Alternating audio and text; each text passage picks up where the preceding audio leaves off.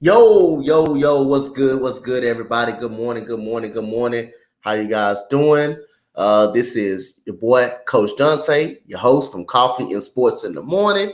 Y'all get your cup of coffee, get everything you need. We got some sports we gonna talk about in the morning. And shout out to everybody, man, that's gonna come in. Jury should be up here in a minute. But other than that, got my man to the right hand man on the morning show. My boy Mo Better. And we got my man, Will Morgan. Will Morgan will be on the show for the whole show, and that will be good to have him on the show for the whole show with us. Mo, how y'all guys doing? Doing well. What's up, good, Will? bro? What's good? So y'all may want to stay tuned and live because y'all don't want to miss this one. Y'all, Mo got a special boxer that he's gonna name, and it's guess what? He's in this regime right here. He's got a fight, supposed to have a fight up and coming, working out with what's that dude named Louise? I think Louise, Louise coming up, the one that upset Anthony Joshua, pretty much. Upset Anthony Joshua. He is none other than Deontay, the Bronx Bomber Wilder. You don't want to miss that. Y'all talking about some crazy knockout power. If y'all want to see knockouts, that's the dude right there. Y'all need to see. I can't wait to Mo get it. Get in that one. Mo get in that one right there. Y'all want to talk about a guy putting somebody to sleep with one punch, or they can turn a fight around with a punch. Oh yeah, hey, that's a guy. Mo gonna tell you about it. Plenty of times that man was down in a fight in a punch in one punch. You know, it's kind of like when you're playing the Golden State Warriors or something like that in 2017, or the Houston Rockets offense. It's kind of like when you're down by 20, all of a sudden they get on that one run. So all of a sudden that one punch just take it away. That one punch just take it all away. That's kind of Deontay Wilder. Mo will get into that, more into that after the show. So, Jerry, how you doing this morning? What's good, Jerry? Hey, Jerry, what's up? What's going on with you? Jerry having a little technical difficulties right now. But got our first topic of the morning. We're going to go through our first topic. Well, you know what? I'm going to go ahead. Every time I go ahead, be happy and have my flowers, I'm going to go ahead and do it. So the moment the Astros trade for Justin Verlander, it was Justin Verlander day yesterday. You already know the Mets was on a whole fire sale. Did you even get started on my Mets, man? Oh, I didn't know you were a Mets fan. I get started. I didn't even know. I didn't even know you was a Mets fan. You was a Mets fan? We got enough we going through right now. Yeah, Jerry will be back up here. She got technical difficulties right now. Oh my goodness, man. Hey, Will, talk about. Matter of fact, we're gonna talk about your Mets right now. Talk about. Your team got a fire sale. Exactly what it was, a fire sale. It's just a damn shame. Showalter's going to end up being fired. He's going to end up being fired. He's gone. We all know that. But you know the thing that's most disappointing, and this kind of shows you in sports, people look at payroll. And you got the highest payroll equals the fact you got more talent equals the fact you should be winning. But look how much money the Mets spent coming into the season on talent, and none of it panned out. So, that just goes to show you can have Yankees too. They struggling because they thought your boy was going to carry him over, but no. But back to the Mets real quick. Just because you got the biggest payroll doesn't mean the talent is gonna work out, and that's exactly what in this case that happened. That talent did not pull through, and now you saw that, and now they up here talking about something. They're not going to be back in contention, to 2026. Damn. I mean, come on, man. Will, I feel boy, Will. Oh, then your Mets ain't doing no stink. Your Bulls ain't gonna be no better. The Bulls ain't gonna be no better. I still say the National League, even though they coming off a little snide against the Red Sox, I still say it's the Braves to lose. The way they playing right now, but soon, like I say, Justin Verlander day yesterday being traded back to the Astros. My boy Vrama Valdez throws a no-hitter on Justin Verlander Day. How about that, Will? Ain't that Justin he ends up throwing a no-hitter on Justin Verlander Day. That's something I could be excited. That's something I could be excited about. I can't be excited over nothing. Over nothing. Of course, you ain't gonna be excited. Justin Verlander gets traded back to the Astros, and all that happens. All of that happens right now. But he become the second of all time guy to pitch a no-hitter. A no-hitter basically with less pitches. It only took him 93 pitches to even pitch a no-hitter. Mo, your initial thoughts? I was just impressed, and it was kind of a coincidence that he did it when Verlander came back. I thought they pointed out, was he also the first Astro as a left-hander to do it? Yeah. They pointed that out as well. Like, I was channel surfing, saw that, and I stopped, and in the moment you get caught up in it, and it was a big moment for that young man. So that was really a special moment for him. It's just a coincidence that it happened when they brought Verlander back. Maybe that's a sign. If you believe in signs or something like that, that might be a great sign for the Astros going forward. Got you. Will, my bad, man. My bad. I had to do it. My bad, man. My bad. Jerry, so how you doing this morning, Miss Jerry? Who is that? Who is that, Miss Jerry? Which one is that? This is Bella. Okay, Bella. Okay. How you doing, Bella? I'm good this morning. How are you guys? My bad. I'm having technical difficulties. No, you good. You good. What's going on with you? I ain't seen you in a minute. Tired, but it's all right. It's all right. Yes, indeed. So NFL topic going on. The league announcement that the Super Bowl will be on Nick something. What's how you say that dude name? Nickelodeon.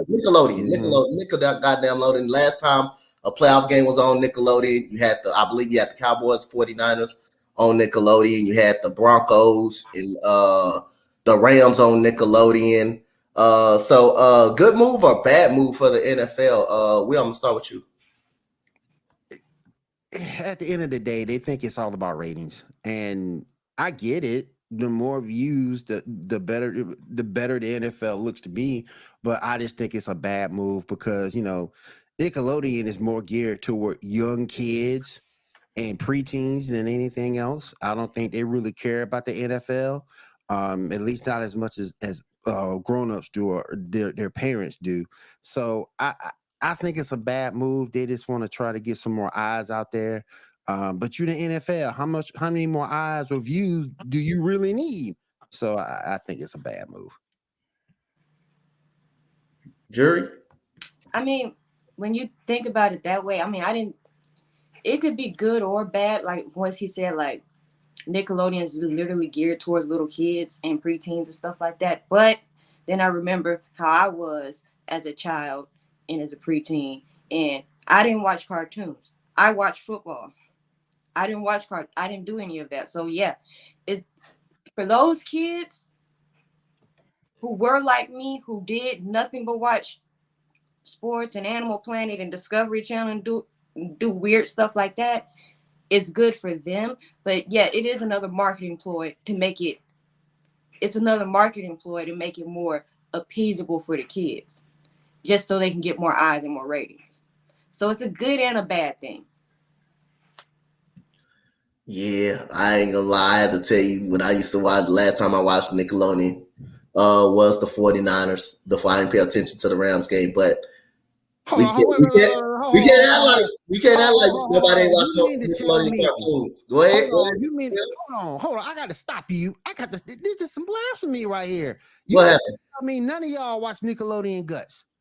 I watch the cartoons. Okay, I'm about to say. No, I was just gonna say that. The last time I watched Legend of the Hidden Temple, I'm just saying. I mean, as a kid, they had some good stuff back in the day. Maybe hey, for real, that's what I was gonna say. We not gonna act like we ain't been up here. We ain't saw those cartoons like the Rugrats, Doug, Wild Thornberry. We ain't gonna Rocket Power. Y'all ain't gonna act like y'all ain't sit up here and watch them with Nickelodeon back in the day. Y'all ain't gonna act like that. But I grew out of that quick. We all grew out of it. Rocket Power. Oh, Rocket Power was my Rocket Oh, Power my was my Jake. stuff. Rocket Power was my stuff. I used to watch that every morning before I would go to school. So Yeah. go ahead, Mo. Rocket Power was the shit. I think it's a great move by the league because it's just PR. It's good PR. And so when we think of Nickelodeon, we do think of preteens and kids, but Nickelodeon also is about family. It's also about family. So there's a connection there, and I think the league sees that connection. There are some kids that are 12 to 15. They're into sports already. They're already playing. Some of them playing midget league football, baseball, basketball, all that kind of stuff. So I think there's a correlation, and I think it's a smart move. The NFL is all about ratings, money, and PR. And as funny as it may seem, I think Nickelodeon hits on all those things. So I think it's a great move by the league. It's not going to hurt the brand in any kind of way. If anything, it will only enhance it. You just don't connect Nickelodeon to a major sport, and I get that, but I think the league is thinking outside the box on this one. Yeah, like Morgan said, we ain't on that. Like sit up in that. Like we ain't never used to watch Nickelodeon and cartoons. Yeah, I know y'all did. I know everybody did, especially I did. I watched Doug, Wild Thornberries, Rocket Power came on early in the morning. You had who else that you had up on now? You have the Rug. Of course, everybody watched the Rugrats. Whoever ain't watched, everybody watched the Rugrats.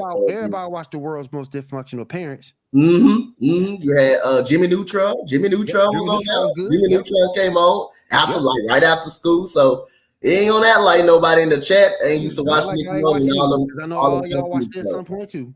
Yep. And Mario say she's still watching goddamn cartoons. I ain't mad at you. Gonna be mad at you at all. So other than that, we move to the day. So I ain't mad at you. I ain't mad at you. Mario. I ain't mad at you. SpongeBob, I ain't mad at you. I'm mad at you. SpongeBob. Hey, I ain't mad at you. You know what? Keep it 100. It's not on Nickelodeon, I don't think, but that cartoon, the Mike Tyson Mysteries, that cracks me up. That busts me up. I watch that all the time. I ain't mad at you for still while. I ain't mad at y'all. Mad at you. So we got a running back difficulty up in Indianapolis. This whole situation, this a damn shame. Sometimes these owners need to just shut the hell up, stay off Twitter, and just shut up. When you said that about Jonathan Taylor, you know Jonathan Taylor was going to react. You knew he was going to react. And then you got Moss breaking his arm. You got another running back up there who's not completely healthy either. So what are you going to do? You got to put JT in there. And now they're putting JT on some on the can't remember that list, but where they put him on that list, he wouldn't be paid to some type of mysterious back injury. Right. I think it's a non-football related injury list or something. Yeah. Man, forget that, man. Come on now. The owners just need to shut up. Come on, man. JT, the best running back on that roster. Come on. They need to stop with the foolishness. Just stop it. You need this league. Yes, I realize it's a passing league. I get it. I understand it. But at the same point, JT has shown he can be a game-winning running back. So just stop it. Just stop with the nonsense. Just stop it.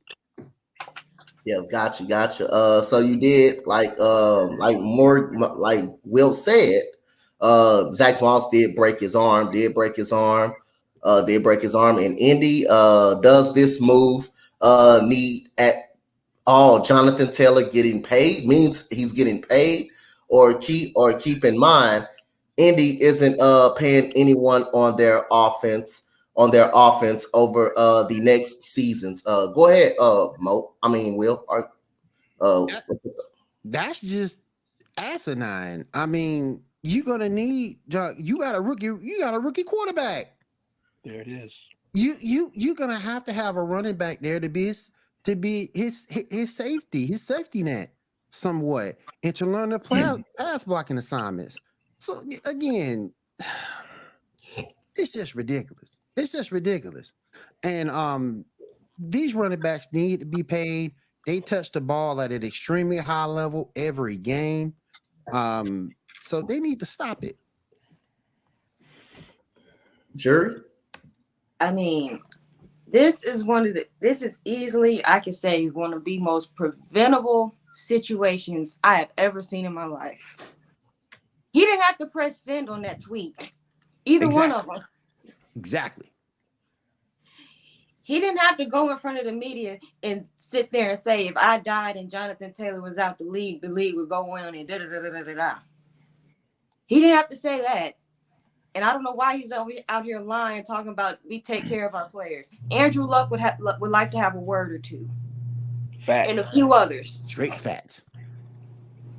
So does Zach, the question was, is Zach Moss breaking his arm move the needle for Jonathan Taylor getting paid? Yes and no. It should move the needle theoretically, but this is Irsay that we're talking about. If they're already talking about finding ways that they can cut corners so they don't have to pay him, if they're going to find a reason to not pay him, they're going to do that because they want to play hardball. It does put the pressure on the team to figure something out with Jonathan Taylor. But like I said, we're working with old Irsay. But like Dante said, Indy is not going to end up – Indy isn't playing any offensive players for the next 2 to 3 seasons, I believe, unless they're offensive linemen. Even then, I'm not sure. And Jury, I agree with you. The thing that kills me about the Colts is the way the Colts are built. They're built to have a running game, and for some reason, they got a good defense. They got a good line. They're built to have a running game and win off of it.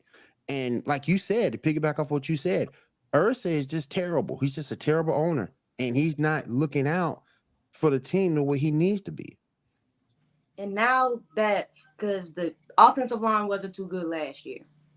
So you paid all that money for an offensive line that performed for about 2 seasons, and then the third season decided to drop off. So we don't know what that's going to look like. You need you need Jonathan Taylor. So to sit here and act like y'all don't need him when that's arguably, given Anthony Richardson is unproven, even though Jonathan Taylor is arguably the best player on that roster.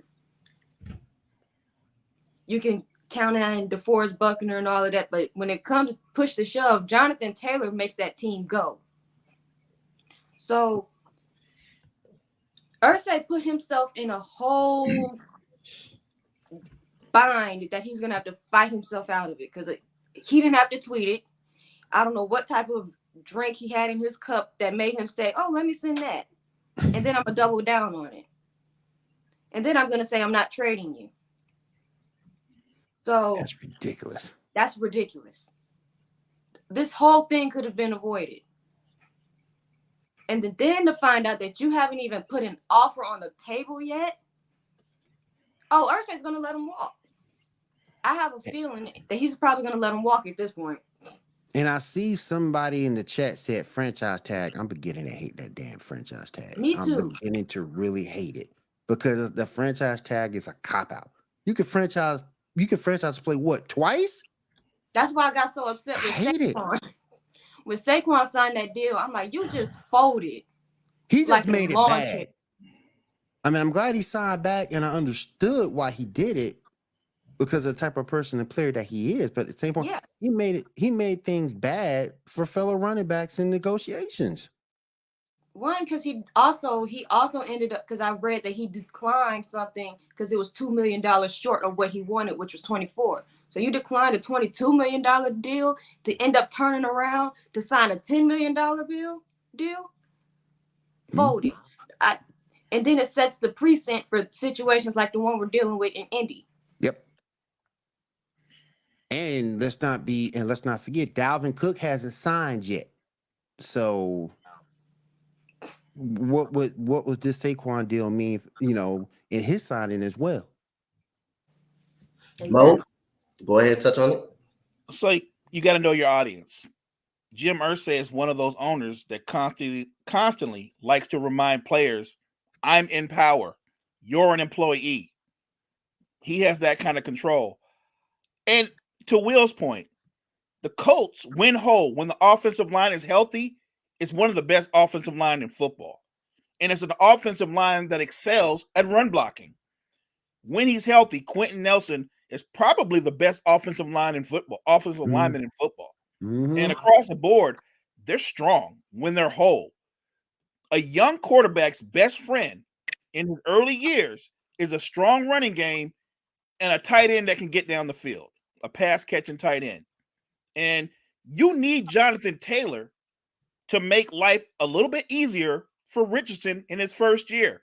Of all the early and the younger quarterbacks right now, especially the first year quarterbacks, Richardson is the biggest project. He's a freakish athlete, but he's not a natural thrower of the football. So he has a long way to go in his development. I can guarantee you this: when they call pass plays, their passing offense will be very vanilla. And because it's going to be very vanilla, you're going to need that strong run game. You're going to need the win first and second down to set that young man up for success. And let's not forget, Jonathan Taylor's also a threat out the backfield. With a young quarterback like that, a healthy Jonathan Taylor is probably going to catch 50 to 60 passes out the backfield, let alone what he does for you on the ground. That said, we're talking about conventional thinking. They just had a running back go down, got hurt, broke his arm. But you're talking about Jim Irsay. He doesn't go conventional. Is he going to go, well, now I got to give Jonathan Taylor his money? He's not doing that. Jonathan Taylor is not going to get a raise. He's not. And even if he turns around and has an 1,800-yard season, they are going to slap that tag on him again. They're not going to give him a raise. You know what Irsay remind me of? And I'm going to go back to a wrestling reference. You know who he remind me of? As far as all this pettiness he's showing, Vince McMahon. With all this pettiness that he's showing right now toward his team, with all this pettiness, that's what remind me of Vince McMahon. Because look, if Vince don't want to pay you, we ain't going to pay you. He ain't going to do it. Ask Braun Strowman. He kicked Braun Strowman out just for having a bad attitude. Nah, you also didn't want to pay the man. So you kicked him out. You cut him. You brought him back under duress. But Irsay is just terrible. It's a good, I like Will's analogy. That's a good comparison. And that's the thing. We all know Jonathan Taylor is their best offensive player, bar none. Yep. But I guarantee you, Michael Pittman, who's a good football player, solid wide receiver, he will get paid before Jonathan Taylor gets paid. Even though Jonathan Taylor is one of the top running backs in football, and Pittman might be a top 20 receiver at best. Good player, not a great player, and he's going to get paid before Jonathan Taylor. It's the state of the running backs, but the fact that Irsay had to say what he's got to say, I really just think that's about Jim Irsay wanting all the attention on him and reminding everybody that he's in power. That's all. Hey, another thing too I want to bring up. Go ahead. Irsay saying all this stuff. How does Indy look to potential free agents now? Down the road. Horrible. Like a place that potential free agents will bypass. Mm-hmm. They don't take care of their players. Mm-mm. And they throw them under the bus. Here's what's crazy, though. They actually have a very good general manager. Chris Ballard. He's an excellent general manager, but the problem is the guy above him, he hampers him. Chris Ballard is doing a great job with one arm tied behind his back. Yeah, so great job despite it all. Mo, when you was alluding to Anthony Richardson, and I agree with you, it may hurt Anthony Richardson.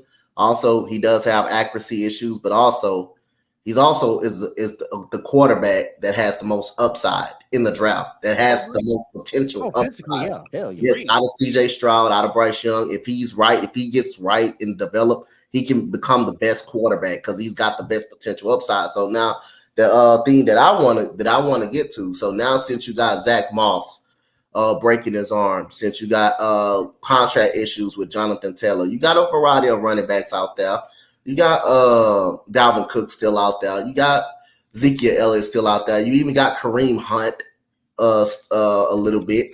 Which one, in y'all opinion, should they go for?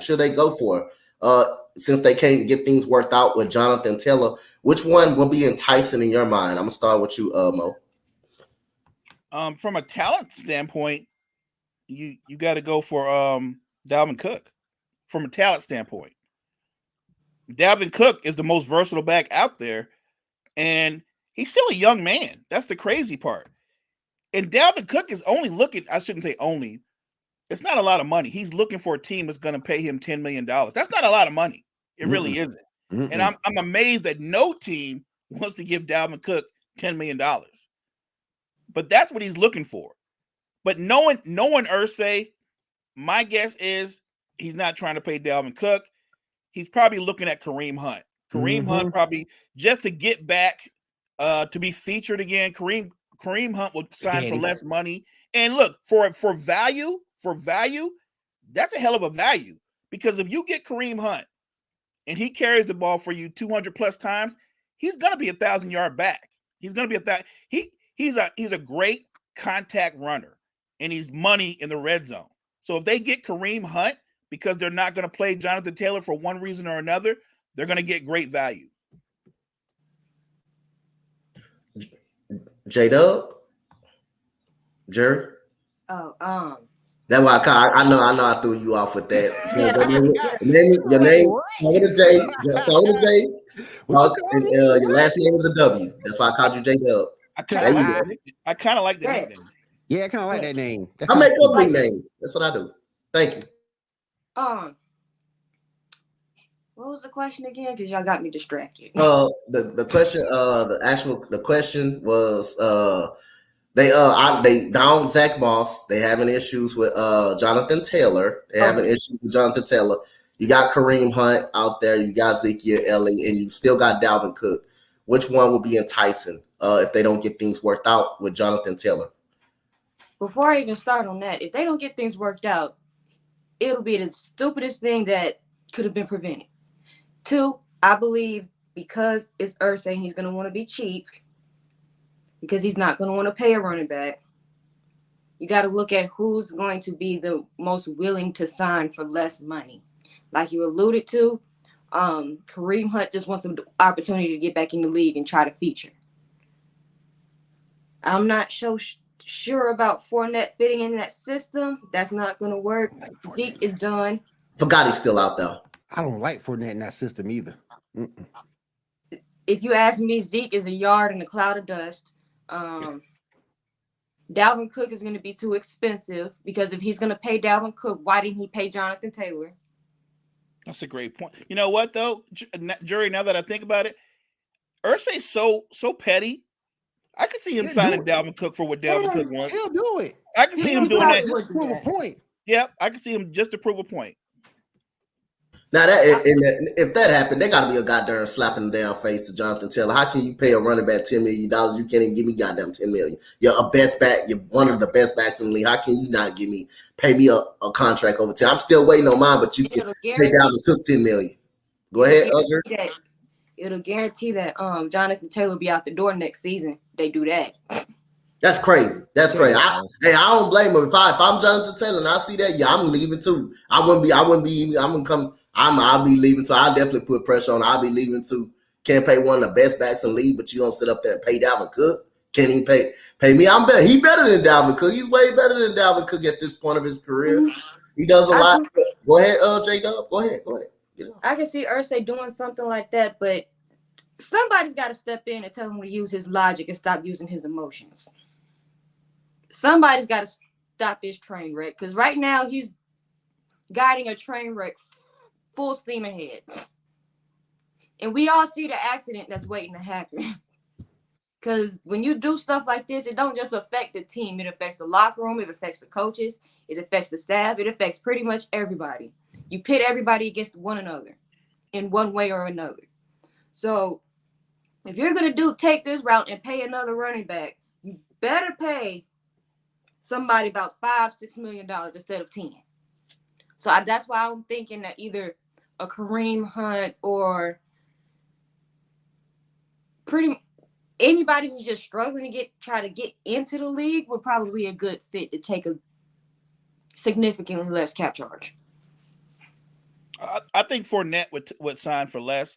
Like you guys said, I don't think he's a fit with their run game, the way they run, because he's more of a between the tackles runner, and that what they do is they do zone blocking that doesn't really fit to what he does best. But I think he would sign for less money for sure. I think him and Kareem Hunt would be the ones you'd get the most value for. Ezekiel Elliott would be interesting, but I think Zeke's pride would stop him from signing for like anything. He's not going to take anything. And to me, really, a good fit for Ezekiel Elliott, because he's still great in the red zone, will be Kansas City. Ooh. Gotcha. Ooh. Go ahead. That's what I never thought about. Ooh, I ain't never thought about that. Ooh. Thought about what? What happened? I ain't never Zeke thought on about that. Zeke with the Chiefs. I never thought about that. Oh, if you want to win a championship, yeah. He'll be That's good as a back. He may That's be good, all right. man. As And a now back. he go there and get a Super Bowl his first year, and he spent how many years playing in Dallas and didn't get one? It'll be That'll hilarious. be crazy. That'll be crazy. It would be. That It would. would. That I would. never thought about that. That's a good Especially one. if he produce Ooh. though. Especially if he does produce at a higher level. I mean, he don't even got to get over 1,000 yards.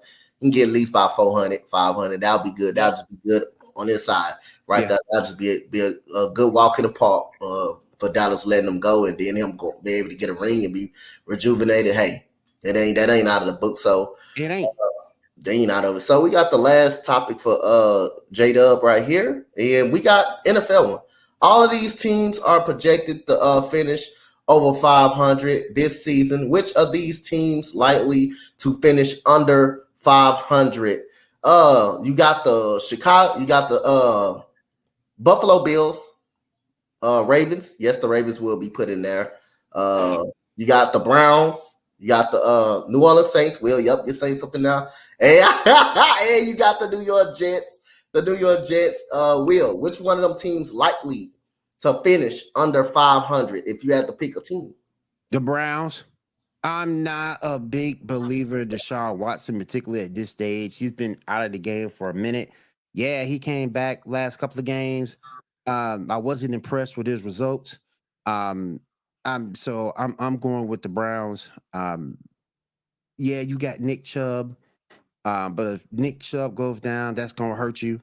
So I think it's the Browns. I think my Saints would be fine. I think the Ravens would probably be the biggest thorn to KC if they do meet in the conference game.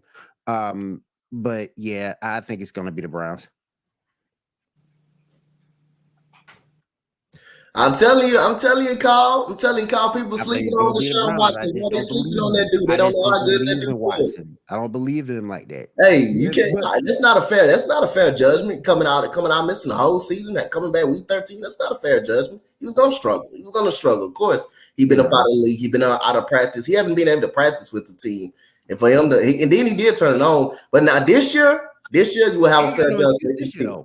No excuse. I agree with you. But last year was an unfair judgment of people unfair judging fair because he ain't played a week 13. He ain't played a week 13. He couldn't practice with the team. That's true. Practice with the team. So this year, if he does similar, then you got the right. Yeah, I won't be defending him at all. I won't be defending him at all. Plus, hey, I got a lot of respect for him for the way he carried my organization. That's why he carried it well. Got a lot of respect for that. I just don't trust the weapons on that team outside of Nick Chubb. I mean, you got your receiver who's good in home games but suck at road games. Callaway gone, so I mean. But to be honest, it depends on who Amari Cooper going up against, though. If he going up against an elite corner, he gonna shut down. If he going up against someone that's a number 2 on average, then he'll kill them. But against an elite corner, he won't do it. He won't kill him at all. J-Dub, go ahead. Which one of these teams likely to finish under 500? Somebody's not gonna like me after this, but I did pick the Saints. No. There we go. There you go, right there. Yeah, there you go. We are neighbors. Why would you do that to me? We are neighbors. We both live in There Georgia. you Why go. would you do There we that to go. your neighbor? Dang. The way that I look at it, Jerry, you hurt me to my core. There you go. I look at it. That's why I was over here looking like that. I'm like, he finna get me in just a second. But out of all of these teams, the teams that you listed, they have the worst quarterback. I don't trust Derek Carr like that. They have genuine can they stay healthy concerns. They lost some pieces on defense. I agree with that because we do need linebacker help. I agree there. After Demario Davis and Pete Warner, I agree. And with me not having the utmost confidence in Derek Carr and being a competent quarterback at times when you need him to be. If any team and that list goes under 500, it'll probably be the Saints. Just because Gotta respect that. Gotta respect that. Oh, I think you're wrong about Carr. I think Carr is going to come into the season with the best defense he's ever had.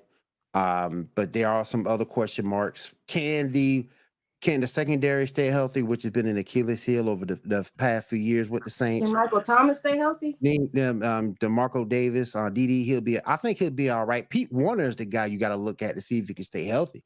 I think offensively we might lose Alvin. We're gonna lose Alvin Kamara, but I think Jamal Williams will be fine for that time that he's out. Chris Olave is going to have to continue to take that next step. So I get your concerns, but my thing is in that particular division, everybody else is going to be struggling. And I think they're going to be the cream of the crop in that division and probably finish third behind the Eagles and the 49ers in the conference. Go ahead. Third? Yeah.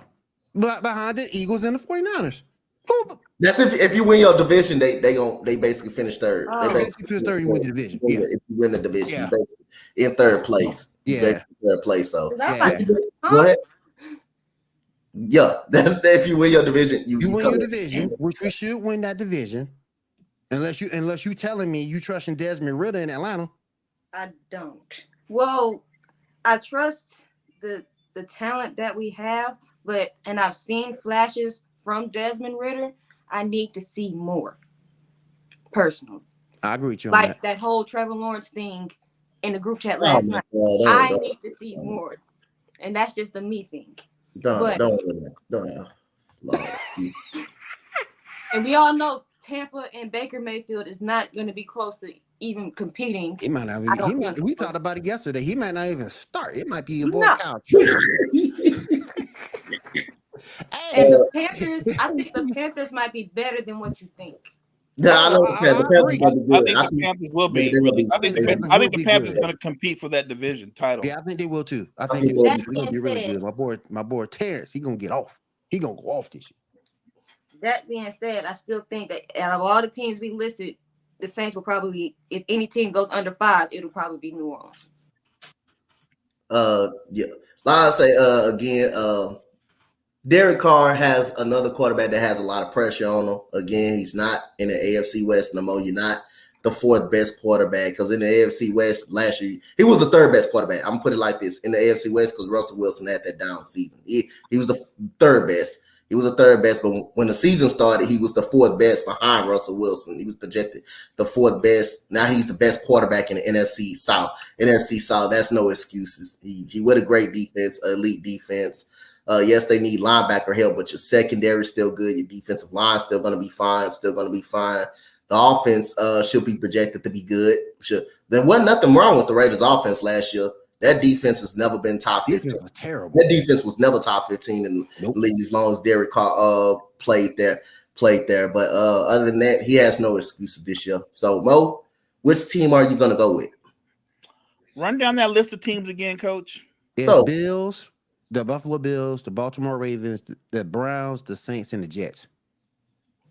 Wow. I see, because I actually have a lot of confidence in what Deshaun Watson can do with Nick Chubb bouncing back. And the receiving core outside overall is younger, but I think that he's the kind of quarterback, when he's on his game, he actually elevates receivers. And Nick Chubb's going to give you 1,500 yards on the ground. So that means defenses are going to play up. They're going to respect the run. The play action pass is going to be there. Whoa. It's a tough call. If you're saying who might go 500, then I would have to take a crazy take then and say it might be the Jets. Hey, that ain't too far-fetched. That's my pick. Hey, Mo, that's my pick. That ain't far-fetched. They might not be the best team in the division. It might be the Jets. Yeah, it's not a bad pick. It's not a bad pick. It's not Trust far-fetched. Aaron Rodgers if you want to. It's not a far-fetched. Go ahead, Mo. Aaron Rodgers. So yeah, I think it might be the Jets just because the offensive line, they still haven't really corrected that. Breece Hall, coming off of that kind of injury, he's not going to be the same running back right away. They never are. It takes time to come back from that type of injury. And chemistry, he brought some of his guys from Green Bay, But the number 1 and number 2 wide receivers are young dudes. They're talented, Yeah. but he's got to develop chemistry with that. And I'll say this, no matter what chemistry God, you you develop terrible. with your wide receivers, if your O-line is terrible and you're an older quarterback, that's a recipe for disaster. What happens to the Jets if Aaron Rodgers just takes a massive hit and he's got to miss 6 to 7 weeks and you got to go back to Zach Wilson? Y'all gonna get one of the number 1 picks in the draft. Kyle, you wrong, man. Aaron Rodgers. He always do that to Aaron Rodgers. I like he stay on the head about Aaron Rodgers. That's not far fetched. It's not at all. Because if it was a team, I would have actually picked the New York Jets. They easily could be the 3rd best team in a division behind the Bills and the Dolphins. We know the Dolphins. We know the Dolphins projected to be better than him, be way better when Tua is healthy. The Bills, but you got to remember who the Dolphins just signed. Who? I mean, you just signed burnt toast Eli Apple and forced a that injury. They gonna be fine. They gonna be fine. You saw him get burnt, but he got burnt. I mean, he got burnt. He got burnt. I still think they're gonna be all right. I think he'll be fine if he's up on the line trying to run support, but man. You know what though? Shut up. Miami's gonna be good because the strength of that team is still their offense. Yeah. So they're gonna be able to score anytime they want. They're gonna be able to score anytime they get ready. And I think you can hide Eli Apple because they're not gonna play man, they're gonna play a lot of cover 2, cover 3, some shells, a lot of zone. And if that offense is as prolific as we all think it'll be, a lot of teams are going to be playing from behind, which means they're going to try to be putting the ball down the field more. So I actually think that defense will hold up. Not to mention, they do got some guys that can get after the quarterback. Yeah, they got a good defensive line. Bradley Chubb on that defensive line, Jerome Baker. They got some guys that can play. They got running game should be good, and our running game should be good too.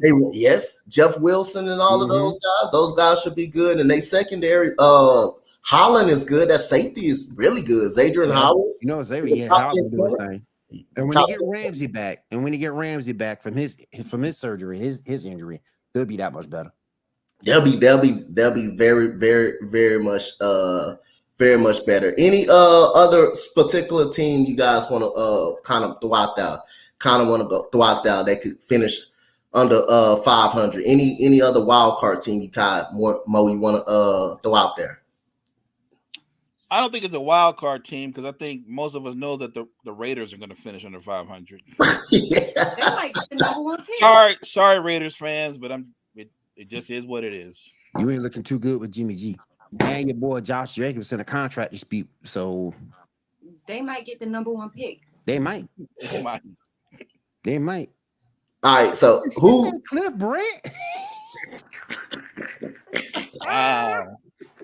So who's worse? Who, if you had to go by these rosters, the way the roster constructed right now. So out of these 3 teams, which one is probably the most worst? And is it fair to say these 3 teams that I'm about to name you guys will basically finish in the top 3 or the top 5 in draft picks? So you got the Tampa Bay Buccaneers. I think they still have they still have weapons, but the quarterback situation is questionable. You still got them. You got the Cardinals and you got the Raiders. Is it fair to say those two teams picking in the top, at least in the top 5 or the top 10? Is it fair to say that? Mm-hmm. Yeah, especially the Cardinals. That team is so mismanaged, it ain't even funny. My thing about the Cardinals is, they hired because I'm a Titans fan, they hired Monty Ossenfort from our front office.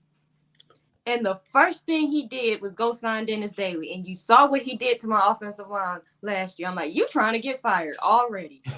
That's the one that traded A.J. Brown, huh? Yeah. John Robinson was the one that traded. Okay. That shouldn't happen. You don't get that trade because that was crazy right there. I still don't get that trade because you were not drafted a player just like it. They should have paid that dude. They didn't want to even pay that dude. It wasn't the ownership because he wanted to stay in Tennessee. They wanted to pay him. It was the general manager. That's why he got fired after the Philadelphia game. That's why I'm always going to be grateful for the Eagles because they got that man up out of there. But with the Cardinals, They got offensive line issues. They got defensive line issues. Kyler Murray's gonna miss. I think he's gonna miss a significant part of the season because if you think about where his injury occurred, which was week 14 of last year, ACLs are usually a whole year's worth of rehabs and making sure you're right. So I don't expect him until the second half of the season anyway. So who's his backup? Colt McCoy? He's still in the league. But, and then on the defensive line, they lost 18 sacks worth of production from 2 players. J.J. Watt retired. They lost another person. I can't remember his name right now, but they lost that. And even before then, they weren't doing too well. So yes, the Cardinals are a hot mess, and I hope.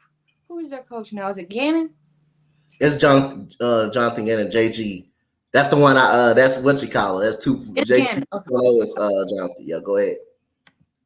It's Jonathan Gannon. Gannon got a tall hill to climb because Kyler is not the most easy person to work with, according to other people. Now, a part of that has to do with is going to be put on Kyler to be more coachable and be more approachable and to actually listen and do things and be dedicated. But the Arizona Cardinals are just a hot mess. The organization, the front office is trying to get it together. It's a project team. It's gonna take a few seasons, honestly. Now, whether Kyler's there for the rest of that, I'm not sure. Gotcha. And as far as the Raiders are concerned, one, they hired the wrong head coach. Josh McDaniels is not a good head coach. I don't know how many times we need to see this. The results of this. 2, I don't know. I'm 22 years old. About 21 of them, the Raiders have never had a good defense. Damn. So when are they going to address that defense? And when are they? The Raiders just have been horrible my whole life. So I'm not surprised that either one of those 2 would be. Golly. She said whole life. Whole life, not half of it. Whole. Not half of it, the whole thing. Just like how, like with the Raiders, I don't remember Jamarcus Russell because I was born that year, but I remember my dad talking about how big of a bust he was. He was. So, and then you have they haven't really. Well, let me get this. 2019, their draft class. We're all their draft picks from 2019. Out of pretty much down out of the league. Pretty much. You got one or 2 of them in prison. And I'm not even trying to make light of this situation. 1 or 2 of them are in prison, and the other ones are journeymen or out the league, period. So they haven't drafted well, front office. They haven't played well, half front office, and they haven't made the right decisions as far as coaching and personnel. So if any team that has them 2 are going to be the 1 and 2. Tampa, they might be able to get it together because they at least have a little bit of a glint of confidence in their defense. Their offense, I'm not sure, but their defense can get it together a little bit. I have more confidence in their defense than I have in the Raiders and the Cardinals as a whole team. Gotcha. So, Jerry, tell the people they can follow you before you get up out of here. You can find me on here every Wednesday, Coffee and Sports Morning Show on the Sports Empire Network. I have some other things in the work, but you can also find me on YouTube at Jory Sports Stories, also on Apple Podcasts, Spotify, iHeart, pretty much anywhere that you can hear podcasts. All right, gotcha. So appreciate you for having you on the show. All right, Jerry, good to see you. Like always, good to see you. Always good to see you up in here. Shout out to Jerry Sports Stories. Y'all go check her out. I got a new episode coming today, though. All right, gotcha. Cool. Definitely check that out. All right, but see you later, Jerry. All right, Have Jerry. a good one. Yes. Take care now.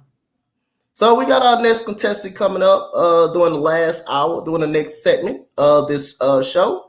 Mario Knows Best. New person. Mario Knows Best. You know, Mario. how you doing? On, Mario? I'm good. How are y'all? Doing great. Man. Doing awesome. Nice to have you back on the show. Make sure you tell my guy Desmond Bain I said what's good, man. That's my guy from across the street. If y'all don't know, man, that's my guy. You. That's my guy right there.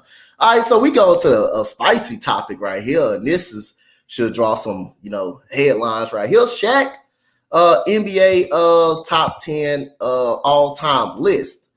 So you already know he has Magic Johnson, Kobe Bryant, Michael Jordan, LeBron, himself, Steph Curry, Allen Iverson, Tim Duncan, Karl Malone, and he has Isaiah Thomas.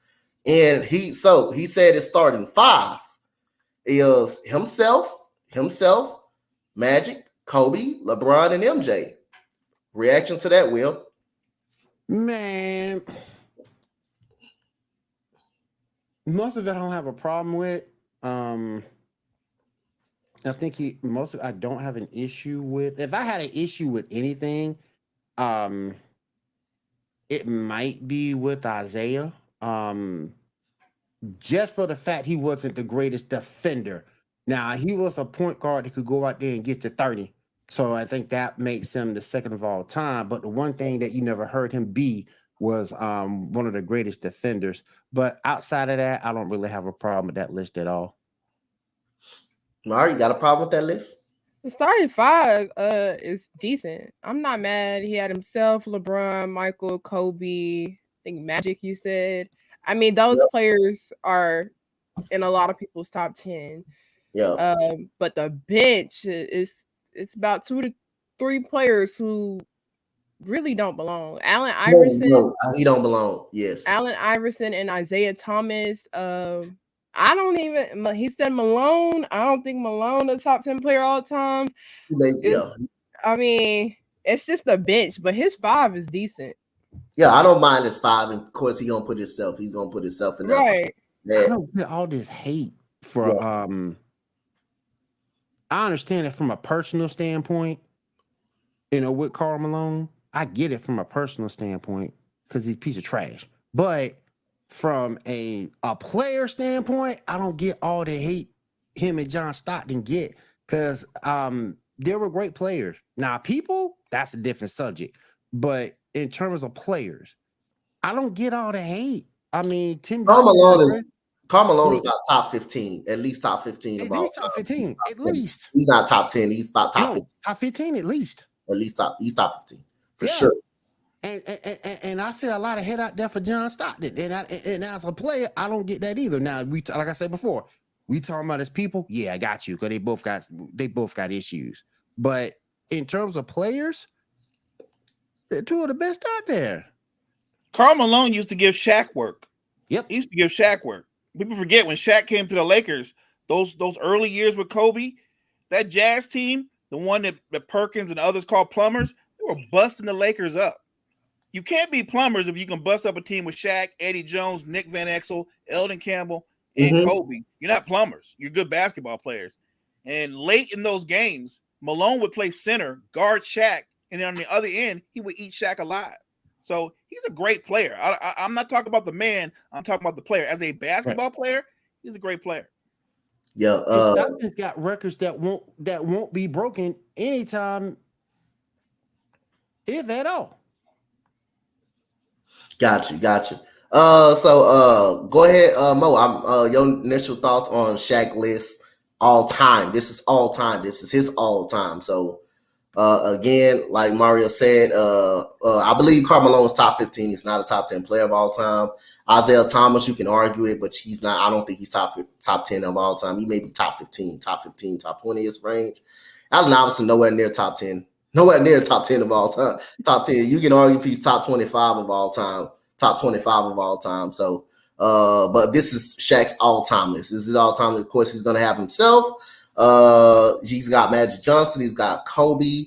He's got MJ, LeBron, Steph Curry, Allen Iverson. He has Tim Duncan. He has Karl Malone and Zeke. And his starting 5, basically his starting 5 is himself, LeBron, Kobe, MJ, Kobe, MJ. That's him. That's himself. That's himself right there. So any problems with his top 10 of all time? It's not in order, but it's his top 10 all time though. Right. So he's saying that this is his top 10 in his opinion, right? Yes, in his opinion of all time. And it's okay. I mean, Shaq is a great player, but if he was honest, he shouldn't be in the starting five. I'm just saying if he's honest. You can respect yourself, but if you're being honest, he shouldn't be in the top five. He's not ahead of Kareem, and he really shouldn't be ahead of Olajuwon. He's not even ahead of Olajuwon. He shouldn't be ahead of him either. So I mean, if he was honest, but look, everybody has their own variation of a top 10, and all professional athletes have egos. And Shaq is a great player, and you can always point to that run when they went back to back to back. Mm-hmm. That is one of the most dominant periods in NBA history. You can't deny that. But overall, I just thought that his list was kind of weird because he mentioned Kareem as an afterthought. He did a top 10, and then at the last second, he said, "Oh yeah, you should add Kareem too." Like 11, like 11. That's kind of crazy when you think about the players that he had way before Kareem. So I thought you should have put Kareem on there before you put AI on there. I love AI. He's not a top 10 player. He's not. No, he's not a top 10 player. Actually, most of those guys that he had in his back end are not top 10 players. So I don't know. Look, Shaq's a great player, but just because you're a great player by default doesn't really mean you know the game you play. I wouldn't say he's the most knowledgeable basketball player in the history of the sport. I wouldn't say he's a student of the game.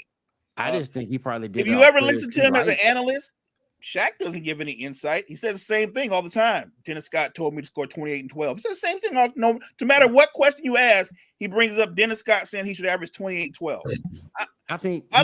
Look, he's a great player, but he's not very knowledgeable about his own sport. Go ahead. He took players off of who he liked watching play back in the day. I think that's what he based this off of because ain't no way in the world. Like I say, I question Zeke for his defense. I question AI. I think he just took this list off players he liked watching back in the day. And again, Zeke is great offensively. One of the few point guards that can get you 30, 35 in the game. AI was great to watch, inspired by watching him play. But nah. Nah, man. I just got issues with those. And it's okay, right? Because it makes for a great debate. Your top 10 will is probably going to be different from mine. Marius' top 10 is going to be different from mine or coaches, and that's fine. That's why we can have a conversation about them, and you just respect each other's opinion. So I don't agree with his list, but I don't. In the big picture, those are actually all great players. Maybe some of them are ranked higher than I would rank them, but everybody he had on the list, they're all Hall of Famers. So I'm not going to hate on his list. I just don't agree with it. Yes. Kyle said Kim Olajuwon is his guy. Man, that's my dude, man. I'm a diehard Houston fan, but like I say, that ain't no blasphemous stuff. That dude was the truth, man. That dude, like I say, was the only superstar that can win a title, that won 2 championships with role players, basically. And I know Shaq had issues with this dude, but ain't nobody giving David Robinson no love. David Robinson was a beast. David Robinson was good. He was solid. He was nice. Yep. He was nice. You can't forget how he brought back Tim Duncan and stopped Tim Duncan from going to Orlando and assembling a big 3 over there, and he stopped that and he brought him back. He actually brought him back. But you know, the only problem I got with it, but if Shaq, like you said, Mo, he's probably not the most logical thing. Just because you played it and you work at a broadcast don't mean you know it like that. But if you're talking about all time, see that's the problem. You're going to talk about all time, and like Will said, it could be the ones that he personally liked. But if you're going to go all time, Allen Iverson may not even be top 25 of all time. He up in there. Yeah. He's somewhere up in the maybe however you want to project him. He's a Hall of Famer. Of course, he's a Hall of Famer, but he's not even probably in top 20 of all time. You have Karl Malone who's top 15. Zeke probably at least top 20, top 20, top 15. So Steph Curry is going to be scratching the surface up in that top 10-ish of all time. Anything, everybody else, they're all top 10 players. Of course, he's going to put himself. He's going to put himself and think himself is the best center. What, like I said, if you're speaking realistic, Kareem is better and Olajuwon is better. Has a better overall, has a better game than Shaq. Shaq just got the better resume. But if you're talking about far as better talent, Olajuwon is way better. It's not even close. Only thing you would say Shaq have a man is field goal percentage and scoring. That's it. Field goal percentage and scoring. When you get most of your shots at the rim, you're gonna have a high field goal percentage. Olajuwon, because he shoots fadeaways. He's more versatile on the outside. Oh yeah. It's like I say, me and Mo discussed yesterday. In this modern era, Hakeem Olajuwon can play in this modern era. This guy plays like a guard. He plays literally like a guard. He defends like a guard and moves like a guard. Plus, he used to play soccer. He used to definitely play soccer. His first love was actually soccer. So that's why he has so much good footwork. And who did Kobe, LeBron them go to when they needed moves? It was that guy, Hakeem Olajuwon. It was that guy, Hakeem Olajuwon. But all these great players, we all agree. These guys are great players. Right. But if you're talking about all time, come on, Shaq. You're talking about all time guys, but these are the ones like Will said he personally likes as a player. Go ahead, Will. I just wanted to say to see Hakeem Olajuwon in the Toronto Raptors jersey was just so disrespectful.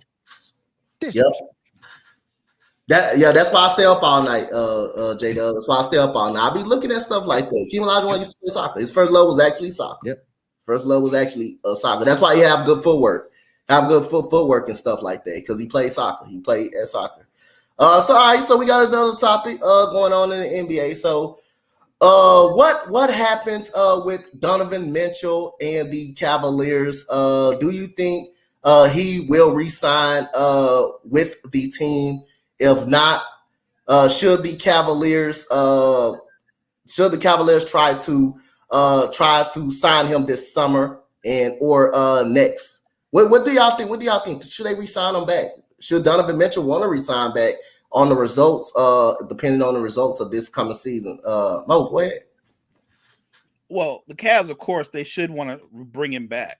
When you've got him, Mobley, Garland, and Allen, that's a strong core four, and they're all in their 20s. Garland and Mitchell are still getting better. I don't even think Donovan Mitchell's at his peak yet.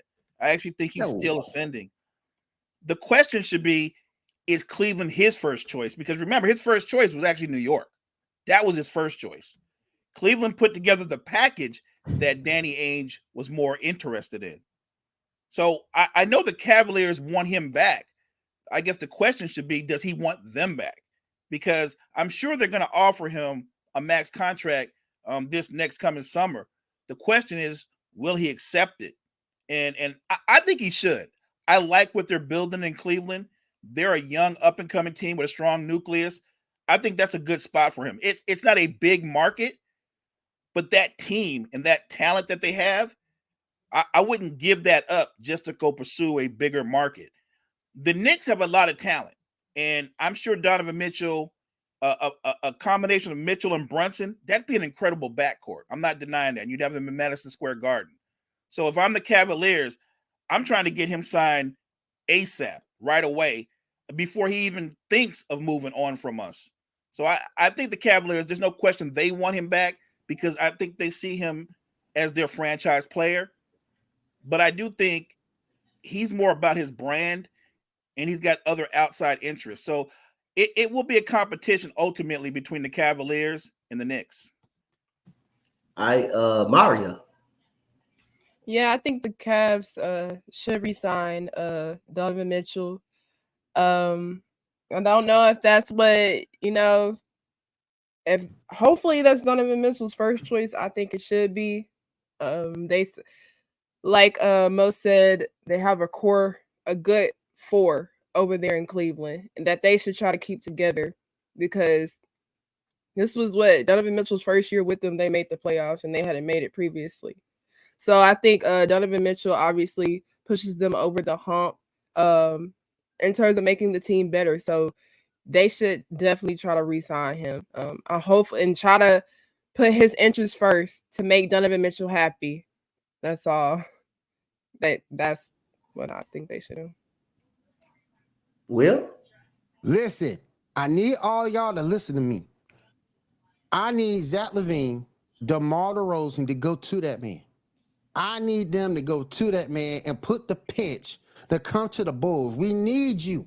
Yeah. We need you. You need to put that pitch together. I don't know how you do it. I don't know.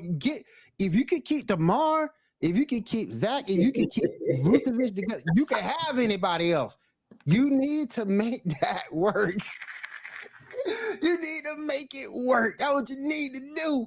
But seriously, I don't think that happens. No, because you'd have to give up Levine or DeRozan to make it happen. And honestly, if I'm Cleveland, I'm looking at them as individual talents.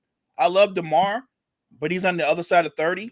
Right. And Zach LaVine has been one of those guys that's teased fans for years. He has all the talent in the world, but he never makes that next step. I don't view him as a franchise player. I view Zach LaVine as an all-star caliber player. He's more of a sidekick than a guy that can lead your franchise. But I think they need to. I think the Cavs need to sign him back. And hopefully he'll want to be back with that young roster. They did some good things. So I think the Cavs should want to sign him back, and I think he should want to be back because there's some part about that Knicks roster I don't like. I think somebody said in the chat, playing with Randall. That's a good point. all you got to mention is Julius Randle. There it is. Yep, that's all you got to mention, Julius Randle. That's it. So I think the Cavs should want to sign him back. As much as I think him and Brunson would do good as a backcourt together, I think you'll have more team success with the Cavs than he would with the Knicks. See, like for me, this is when I watch the Chicago Bulls. This is what I watch. I watch too many players that do need the ball in their hand. When you're talking about Zach LaVine, who needs the ball, DeMar DeRozan, who needs the ball, Vuka, who needs the ball. He averaged 18, he averaged 20 and 10 and can shoot from the outside. But let's be honest, he does need the ball to be effective. He does. Kobe White, who's not a point guard, he's a two guard. He needs the ball. Pat Williams, he needs the ball. So that's the problem right there. You got too many guys that need the ball. You don't have a true point guard, and that's what I think they miss Lonzo Ball at. Unfortunately, he's I don't know if that dude will be the same again. He's struggling. If he's struggling walking, something is wrong with that. And that's what I think they're missing. The Bulls are missing a true point guard, a true quarterback of that offense of the offense. They got too many guys that need the ball. That's why you see DeMar DeRozan and Zach LaVine handling the ball too much. Sometimes they're going to be inefficient on the field because they have the ball in their hands too much and they force a lot of shots. Zach LaVine is the best player, talented player on that team. And he can do whatever he wants. But you know his problem? He does shoot a high average from the three-point line, but he shoots too much at times. He shoots too many threes. But he does shoot 37%. That is a prolific shooting percentage. But he shoots too much. He get in the state, he shoots them too much. He settles for too much when he have a lot of athleticism. So he did recover from the ACL pretty well to even jump the way he does. You got Vuka don't play any type of defense, and I think they should have played Andre Drummond a lot last year. They didn't play him a lot. When he did play, he gave him some good. I thought he gave him some good minutes, especially in that playing game against Miami. I thought he was really good. They couldn't do nothing with him on the boards, and they didn't play him. They didn't play him a lot. They didn't play him a lot last year. So I think I say again, my boy Will said, they still the same team. They still the same team. And that team is, even with Lonzo Ball, it's still too good, too talented to be making a play-in tournament. Right. It's too talented. And if I was a fan, I'd be much as embarrassed. We got too much talent getting into making the first round of the playoffs. We can't even make the first round of the playoffs. Billy Donovan need to go. I never understood that hire to begin with, to be honest with you. That's crazy. That has a lot to do with their problems. Coaching does matter. Billy Donovan ain't it. He's not the guy. Ain't it. You got to move on from him. Yep. And I don't understand the drafting. You didn't even draft a point guard this year. That's your concern. That's your position to need. Ain't even draft one. Come on, man. What's I good? thought they were going to make a play for what's his name? The veteran point guard, Mike Conley. I thought Mike Conley would have been a good plug-in fit for the Bulls. He would have set DeMar DeRozan and LaVine up for success. he would have gave them more catch and shoot opportunities as opposed to them trying to do everything one-on-one off the bounce. So I'm shocked that they didn't go after him. But then again, the way the Bulls are being managed right now, I shouldn't be shocked. You thought everybody thought Garpax was bad. This is even worse. Everybody thought Garpax was bad. This is even freaking worse. Oh. Okay. I don't want to stress Will out anymore than he already is at this point. So we go to we ain't talked about them I always bring them up to take a shot at Mo. I always bring him up, of course, to take a shot at Mo. We didn't talk about the Lakers today. Here comes Freddie. But hey, Mo, have you ever heard of a certain Cal Whitmore? You know that guy. Here comes Freddie. Is this gonna be like a season-long thing? Yeah, it may be. If he turned out to be something good, which is it's great potential. All I know is on draft night, I was like, "Come on, Rob." Come on. Y'all watch out. Freddie about to come up. And Rob just blew me off. Lakers talk. You know, everybody. Every time I go on Twitter or something like that, everybody give me the finger because we took Cal Whitmore. I'll say it's not my fault that y'all passed up on him. Y'all passed up on him, and we picked him up. But it's crazy in La La Land, we're in Laker land. So the Lakers could start Jackson Hayes. We already know what the more action up on that. If you want to lose, go right ahead. I see this reaction. So you got a potential starting two bigs in the lineup featuring Jackson Hayes and AD at the same time on the floor. So Mo, I'm gonna wait on you. You're gonna go last on this because I already know your reaction because by you shaking your head, I already know your reaction. All right, go ahead, Will. Why? Why? No. You keep that. You look right now. Okay. So you brought old boy back. You brought him back from Minnesota. You brought him back. Keep him as your starting point guard. Well, really, he ain't. D'Angelo really ain't the starting point guard. He's only in name on roster position only because LeBron gonna bring the ball up 9 times out of 10. But you still got him there. You still got LeBron. You still got Austin Reeves. You still got Hachimura. Those are your 4 players right there, along with AD that can get it done. Why start him? Why? You're big enough as it is. Why? It don't make no sense to me, but I'm not a Jackson Hayes fan, so we'll go from there. Go ahead, Mario. I mean, you putting AD back in his natural position, so I guess that's one benefit to starting Jackson Hayes at the 5. He could play AD could just stick with playing the floor, do it, because wasn't that something he wanted to do anyways? He didn't want to play the 5. I heard there was all that. But AD is good at playing the 5. So me personally, if I was the coaching staff, whatever, I would just keep AD at the 5. I don't see the point in bringing Jackson Hayes in to play the 5 because AD is still dominant on the court regardless of what position he's going to play. Just stay. Jackson Hayes won't be ready. He won't be ready at this point to be a starter. He's not ready yet. And it's very rare and far between to have a rookie that is ready. So I think you just bring him off the bench, keep him at the 5, and stick with the players that keep bringing you to the dance. They went through that run with Hachimura and Reeves. They went through that run. So if it ain't broke, don't fix it. Keep that rotation going. Until it breaks down, and you just have to hope that AD and Bron can stay healthy. Yeah. Boy, Brandon from the block in here. What's good, my boy B? What's up, Brandon? All right. So if y'all don't know Jackson Hayes, pretty much last year he only played 47 games because most of that he wasn't hurt. He was DMP'd. And that's for a reason why he fell up out of the rotation. It's for a reason why he fell up out of the rotation. So Mo got a reason to shake his head up on that part. But if you go back to 2019 though, he played in 64 games.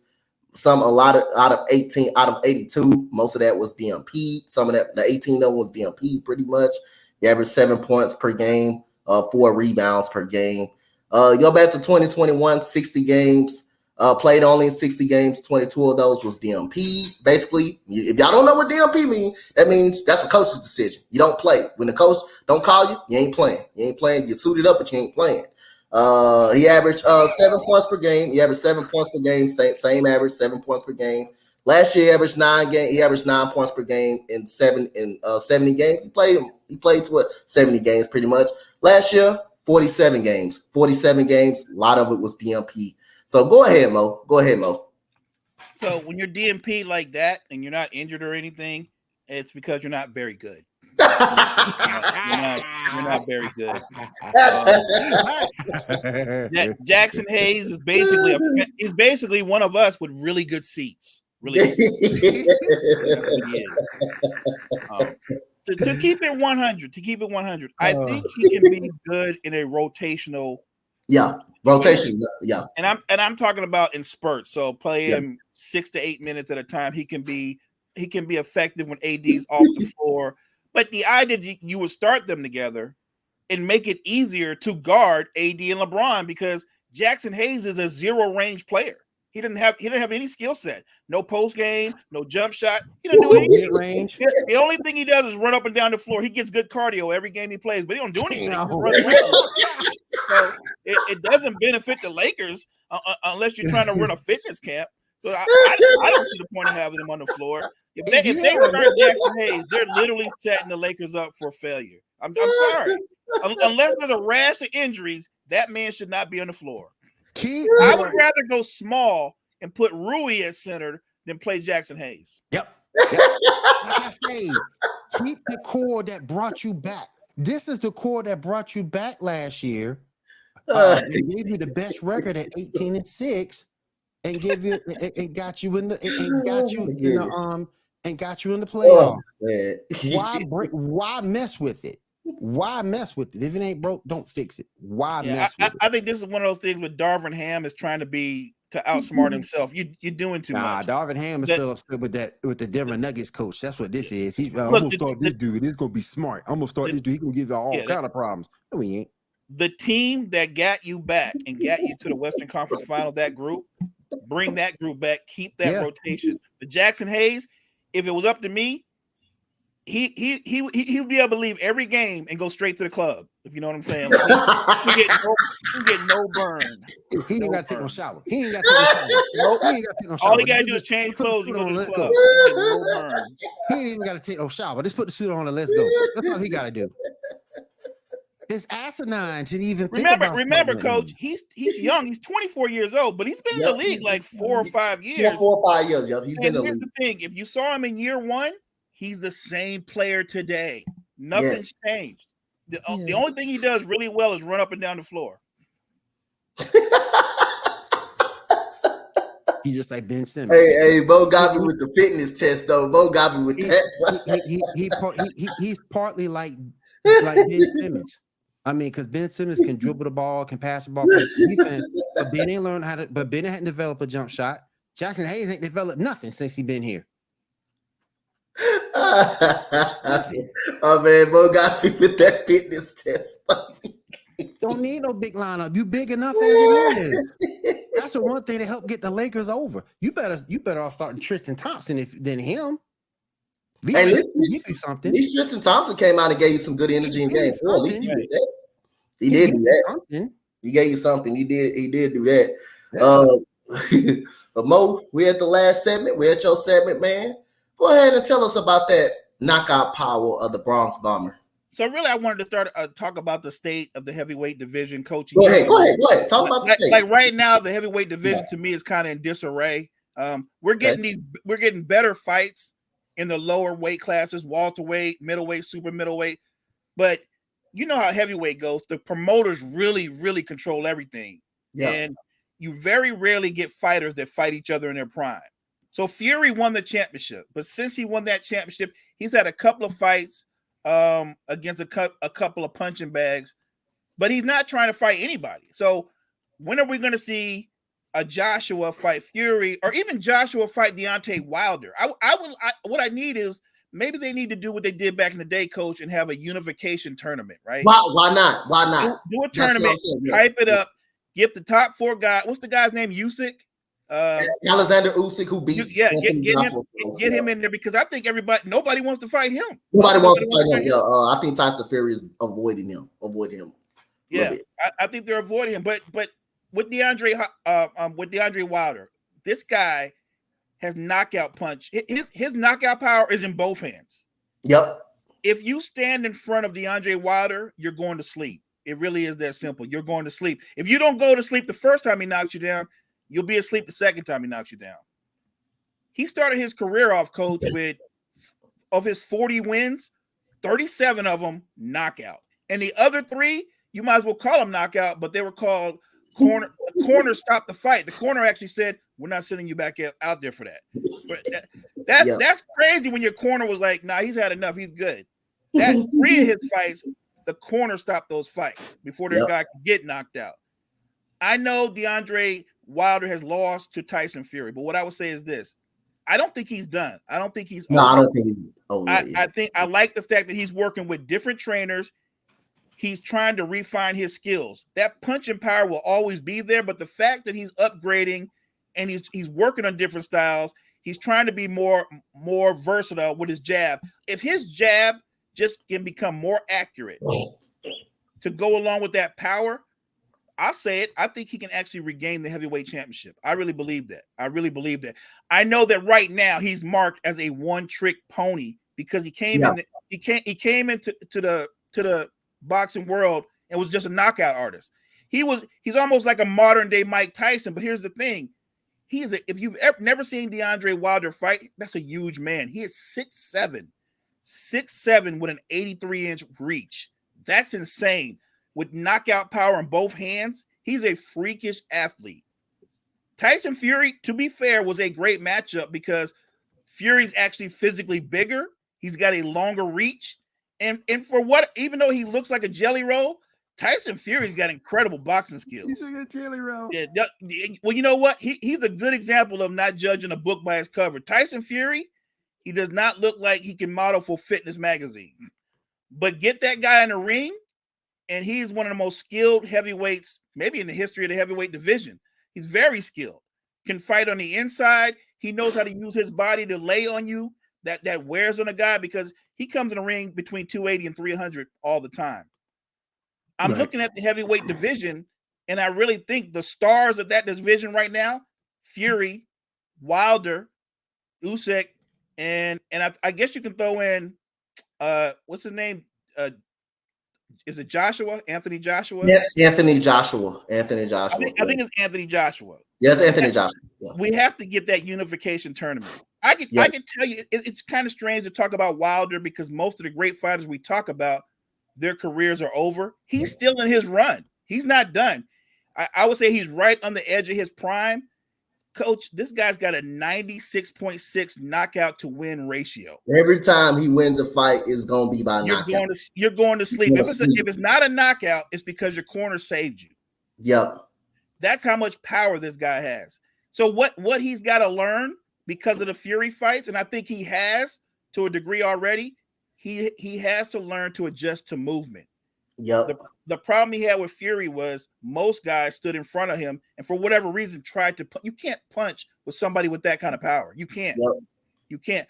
Fury actually showed movement. He stepped to the left, he stepped to the right, and he would backpedal. And every time Wilder would get close, what did Fury do? He would tie him up. Put his weight on him, and it wore on him. I think that's a learning experience. If you saw the first fight, that was a war, but Wilder ended up, I think that was a draw. That was a draw because Wilder knocking him out, knocking him down twice. And it was a controversial draw because you can question, did Tyson Fury get up one time? And it ended in a draw. Yep. Yeah, I'm with you 100%. But that was a great fight. Yes. The second fight was very similar. The only difference is Fury did more holding, but that was a strategic thing. What do you do with a knockout artist? You nullify their power by clinching. I understand the strategy. So to me, going forward, because I think Deontay Wilder is far from done, I think Deontay Wilder, because he's honing his skills, becoming a better boxer, yes, Tyson Fury is a tough matchup, but as a boxing fan, Coach, I want to see that fight again. I want to see. I'll go for a fourth time. Because you know what? I think a fourth time, when you've got that kind of knockout power, Coach, you said it. I've seen him down in fights, and one punch changed everything. Yep. He's got that kind of punching power. And the guys that are working with him now, they've got him working on head movement, something he didn't do before. He always fought straight up.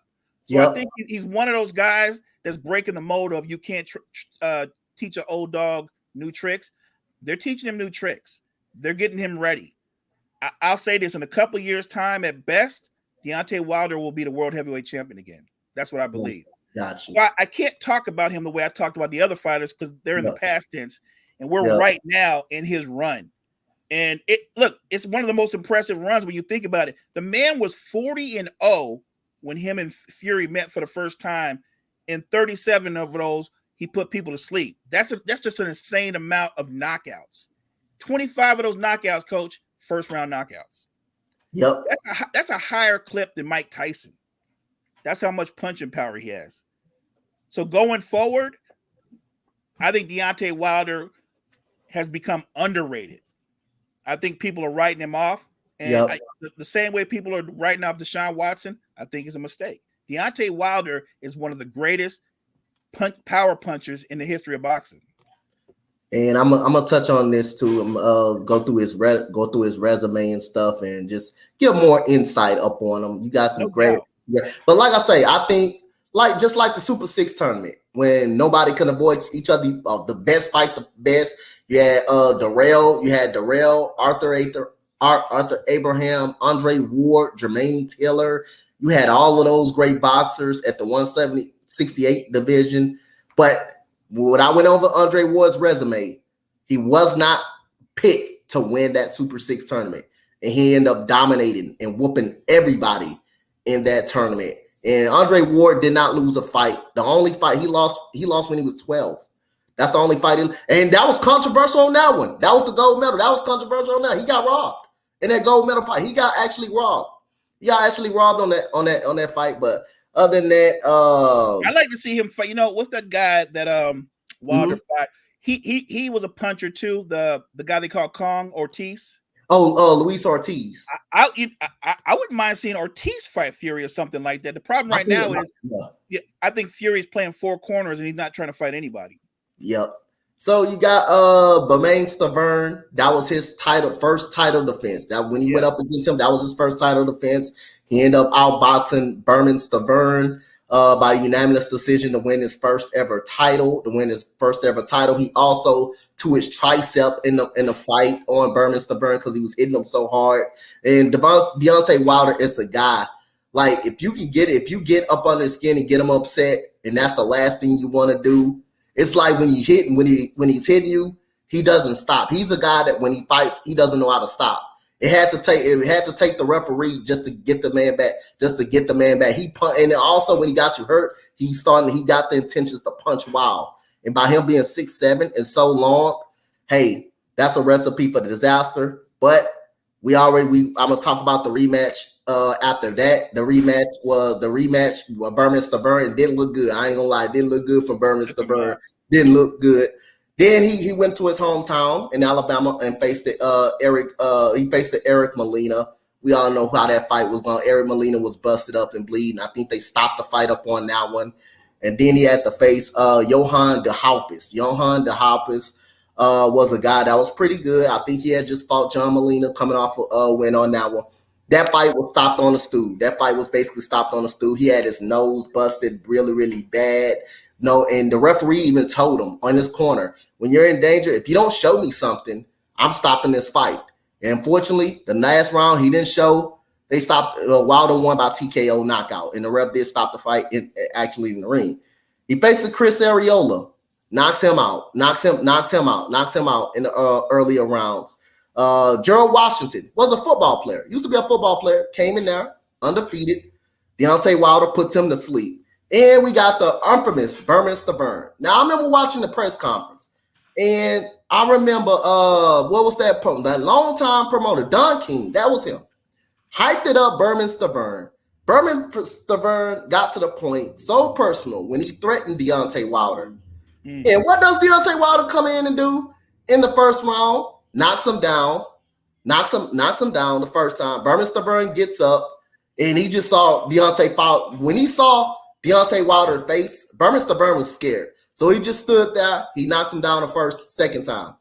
Then he got up on the ropes. Deontay Wilder hurried up and ran over there and did a 4-punch combination. He fell through the ring. He was on one. He fell back and his legs was kind of, his ankle was kind of behind him, and he was laying under the rope. His head was laying under the rope. His hand was laid up under the rope. He knocks him out. I forgot about Artur Spuka. Was a tricky fighter, giving Wilder all kind of problems. Wilder was actually losing that fight.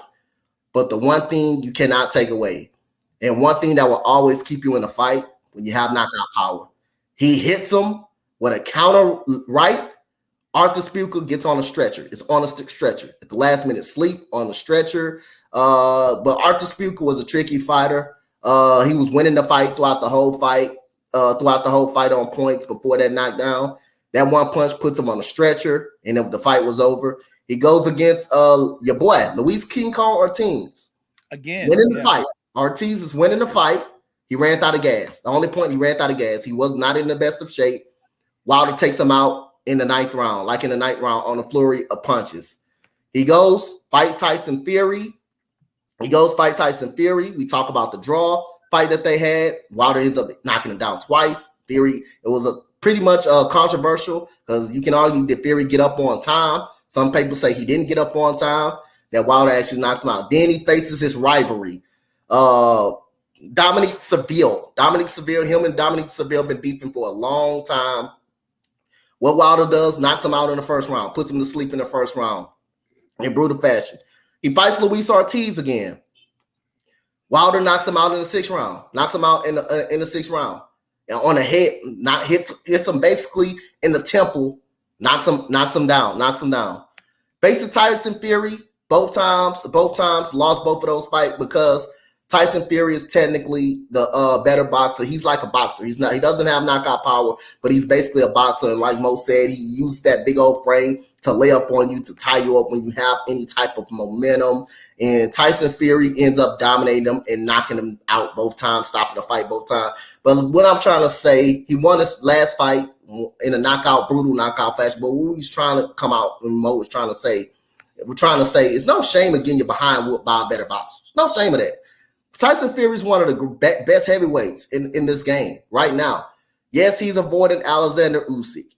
I think he can beat Anthony Joshua. I think he can actually beat Anthony Joshua. I believe he's a better technical fighter. He's a better boxer. Joshua, if he can't get a knockout, he's not going to be able to get a knockout. He will be frustrated. And Tyson Fury is that guy that can frustrate people. That will taunt you to death to a point. Hey, when you want to just get in your emotion, he'll take advantage of that. But it's no shame in getting your behind whooped by a better boxer. It's no shame. I just want people to know that. Just like Errol Spence got his behind. Just like Spence. Yes, it's no shame in getting beat by a better boxer. That doesn't mean you're not great at all. You just lost to a better boxer. And like Mo said, I think it should be more tournaments, man, because you're going to start seeing more fighters avoiding each other when we should be able to see those unification fights. We haven't saw a unification fight, and we had a chance to see one when Deontay Wilder had those belts. Joshua would not fight him. Would not fight him. Deontay Wilder put $50 million guaranteed for Anthony Joshua, and he still wouldn't take it. He still wouldn't fight him because he was so scared of that knockout power. We need to see more fights, and I think they need to get together. We need to see more tournaments where these guys cannot avoid each other, especially these title holders. These guys maybe incentivize them, coach. Maybe put a $10 or $20 million prize up to the winner of the tournament. But find a way to incentivize these guys. And let me say this too about Wilder. Shout out to Wilder, because when he won the heavyweight championship in 2015, he was the first American heavyweight in years. Remember, the Klitschko's had held onto those belts for the better part of a decade. Before Wilder came along and became the first American to hold it since I think Shannon Briggs. Yep, gotcha. So we come to the conclusion at the end of the show. Mo, it was good that Mo was talking about this new regime of boxing. of boxing. Boxing is a very good sport where you want to see all the good fights, man. Good boxers go at it.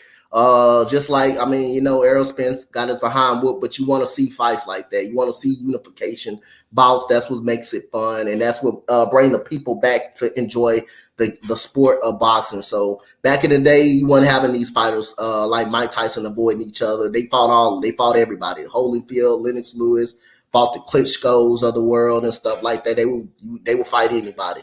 Now you get to the point where you got a belt, and when you seek a person is more greater, they tend to avoid the greater fighter. Canelo been ducking fighters all his career.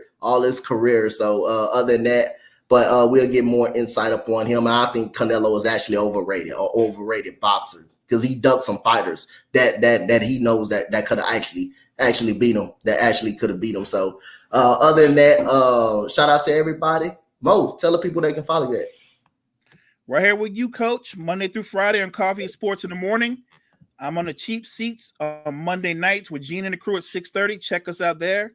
Other than that, I'm just hype about tomorrow's show. Yep. Oh yeah, Desto. Wilder put that dude on a darn stretcher. He put Spielk on a stretcher. I mean, it ain't funny, but he put him on. It's just the way he punched. He punched him with that one punch. And after Spielk was winning the fight, he just put him to sleep. That's the type of power he got. He got that put to sleep power for you right there when he hit you.